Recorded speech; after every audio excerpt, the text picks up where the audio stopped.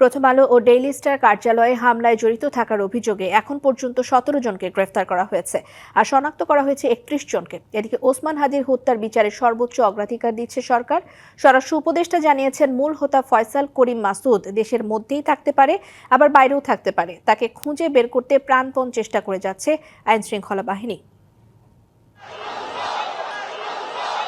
বৃহস্পতিবার রাতে রাজধানীর কারওয়ান বাজারে প্রথম আলো ও কাজী নজরুল ইসলাম এভিনিউয়ে ডেইলি স্টার কার্যালয়ে মব সৃষ্টি করে আগুন, ভাঙচুর ও লুটপাট করা হয়। একই দিন ধানমন্ডিতে ছায়ানট সংস্কৃতি ভবনে হামলা হয়। শুক্রবার রাতে তোপখানা রোডে উদীচী শিল্প গোষ্ঠীর কেন্দ্রীয় কার্যালয়ে আগুনের ঘটনা ঘটে। এসব বিষয়ে আইন শৃঙ্খলা বাহিনীর তৎপরতা নিয়ে সোমবার দুপুরে ব্রিফ করে ডিএমপি। আমরা যদি ওখানে অ্যাকশনে যেতাম তাহলে গুলি হইতো, 2-4 জন মারা যেত। পাল্টা তারা পুলিশকে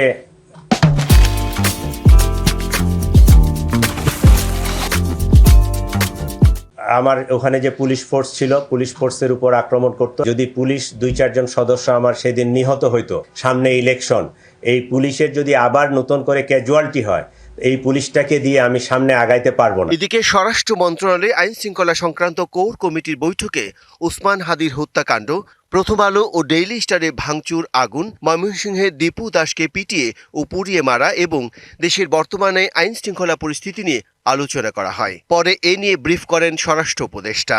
প্রথম আলো ডেইলি স্টার পত্রিকা অফিসে হামলার ঘটনায় ডিএমপি এই পর্যন্ত 17 জনকে গ্রেপ্তার করেছে। পত্রিকার 2টি সম্পাদকের নিরাপত্তার জন্য গানম্যান দেওয়া হয়েছে এবং তাদের বাসায় নিরাপত্তা বৃদ্ধি করা হয়েছে। তার দাবি, হাদি হত্যা মামলায় বেশ অগ্রগতি হয়েছে, তবে মোটিভ উদ্ধার ও গোপনীয়তা রক্ষার স্বার্থে বিস্তারিত জানানো যাচ্ছে না। অতি দ্রুত এই ঘটনার মূল হুতা ফয়সাল করিম মাসুদকে শনাক্ত আইনের আওতায় আনা হয়েছে, তবে হত্যাকাণ্ডে মোটিভ উদ্ধার ও গোপনীয়তা বজায় রক্ষার স্বার্থে এ বিষয়ে এখনো বিস্তারিত জানানো সম্ভব হচ্ছে না। স্বরাষ্ট্র উপদেষ্টা জানান, বিএনপির ভারপ্রাপ্ত চেয়ারম্যান তারেক রহমানের দেশে ফেরা উপলক্ষে জোরদার করা হয়েছে নিরাপত্তা ব্যবস্থা।